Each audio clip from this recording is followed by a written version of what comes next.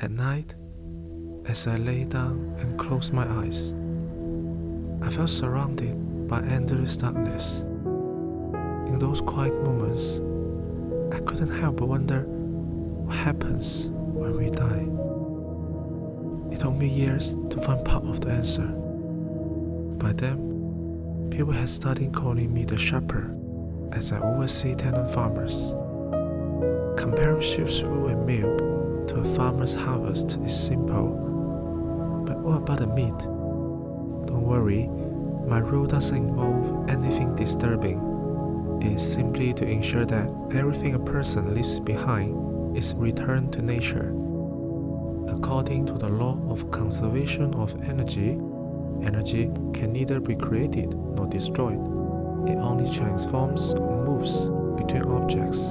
In the grand scheme of the universe, death is a flow of matter and energy into new forms. Gases like oxygen disperse into the air. Liquids like blood evaporate, returning to the atmosphere or soil. Solids like fat, muscle, and bone break down into basic chemical elements, nourishing plants and microbes. Every part of the body eventually returns to nature and becomes part of the internal cycle of the universe. I understand. Returning to nature after death might feel strange at first, but perhaps it's a matter of perspective. Take something essential to our lives: breathing. Oxygen largely comes from plants forming photosynthesis, which use carbon dioxide, including the carbon dioxide we exhale. The air you breathe might have come from someone's exhale. While this might seem strange, it doesn't change the fact that nature's air feels clean and life-giving. Life depends on cycles like this. They are inevitable and essential. Death is part of this cycle too. Maybe it's our unfamiliarity with death that makes us naturally fear and reject what comes after. As we explore the mysteries of what happens after death, an important question arises. Are we as human beings merely a collection of gases, liquids, and solids? If that were the case, what makes each of us unique? Perhaps the answer lies in something beyond the physical, our consciousness. While our physical forms share similar structures, our thoughts, emotions, and perceptions of the world differ profoundly. To bridge the gap between consciousness and physical matter, we need a framework, and that framework is information. The fundamental state of the matter can be understood from the information they carry. Gases handle the simplest information. For instance, oxygen delivers signals to trigger cellular respiration, releasing energy from sugars and fats. This process acts like a switch, quick and direct, without storing or processing complex data. Liquids managing more dynamic and complex information than gases. For example, blood continuously sends signals about the body's state in real time. Changes in blood sugar indicate hunger or energy needs, while hormone levels reveal stress or recovery. Solids store more enduring and complex information than liquids. Fat holds long-term records of energy reserves, while bones document health histories, including signs of stress or nutritional deficiency. However, the information possessed by physical matter follows predefined biological patterns. Consciousness, on the other hand, is fundamentally different.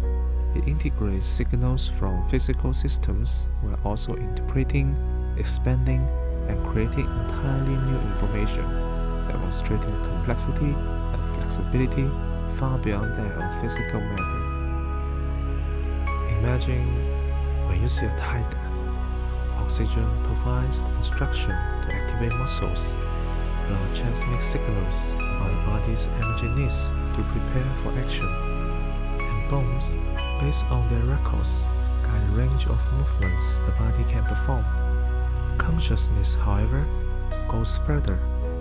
It synchronizes this physical data with external knowledge, such as recognizing the danger of a tiger based on past experiences or learning about it through stories or books. This integration enables consciousness to predict outcomes, assess risks, and decide whether to flee or fight. Actions that rely on abstraction and reasoning, not just immediate physical responses. Consciousness, free from rigid frameworks, is what makes each of us unique. Yet, we rarely question where it comes from. Before birth, a fetus completely depends on mother for its physical needs. Gases, liquids, and solids supply for the placenta. We are deeply grateful to our mother for everything she has given us, but I think most people would agree that consciousness is something we develop independently, not something directly passed down from her. Where stimuli like song and emotion during pregnancy can influence the development of the brain, consciousness develops independently, rotated in the body but distinct from it. So, does consciousness arise purely from the brain? Neurons, the fundamental units of the brain, process information by transmitting electrical and chemical signals across an intricate neural network. Some believe that when this network becomes sufficiently complex, consciousness naturally emerges. If this theory were entirely accurate, consciousness would stop as soon as neural activity ends. However, research shows that consciousness can persist even when the brain loses function, maintaining clarity and coherence. This finding suggests that consciousness exists as an independent form of substance rather than being directly produced by the neural network. Then what's the rule of a neural network? From gases to liquids and then to solids, the informational complexity gradually increases, and the protective mechanism for these substances becomes correspondingly more rigorous. Gases like oxygen are the foundation of life, but the body stores almost none of it, relying on constant absorption to sustain vital functions. Liquids are safeguarded through more intricate mechanisms. When bleeding occurs, the body quickly cuts the wound to minimize loss. When excessive sweating happens, the body reduces sweat production to retain as much water as possible. Solids are safeguarded even more rigorously than liquids. Fat is only gradually broken down during starvation or extreme exhaustion to sustain basic functions. Minerals stored in bones, such as calcium, represent the body's final resource, used only in extreme situations. Since consciousness contains the most complex information in humans, its protective mechanism is also the most rigorous. The neural network involves specifically a safeguard for consciousness. When consciousness intends to influence the environment, like closing a window, the neural network transmits this intention to the muscles, enabling the body to carry out action. More importantly, any external influence from the environment must first pass through the neural network to be processed and filtered before reaching consciousness.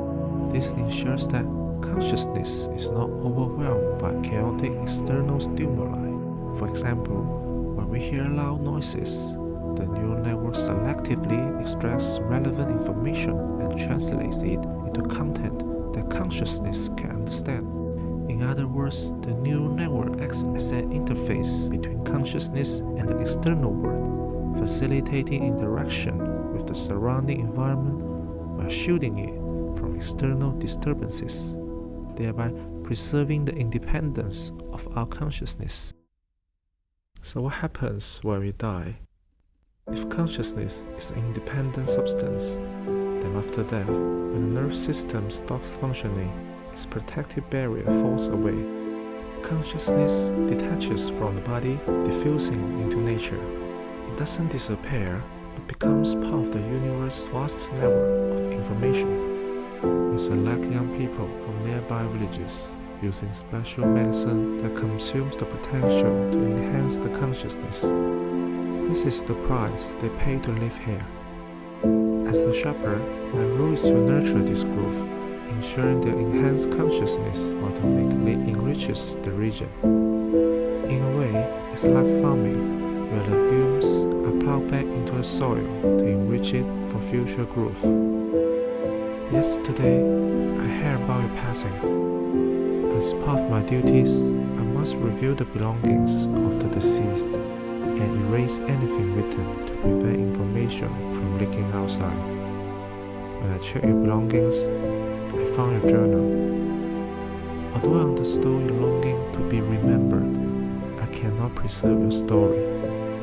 In my hometown, they say a soul lingers for 49 days after death, able to sense the living world. People burn offerings for the departed, hoping to help their soul find peace. Perhaps you would like to know the story behind the farm you devoted your life to. So I have written this in your journal and will burn them together for you. If somehow you see this in the afterlife, please don't hold it against me. One day, when my time comes, someone will also erase all the words I left behind. That's the way it is.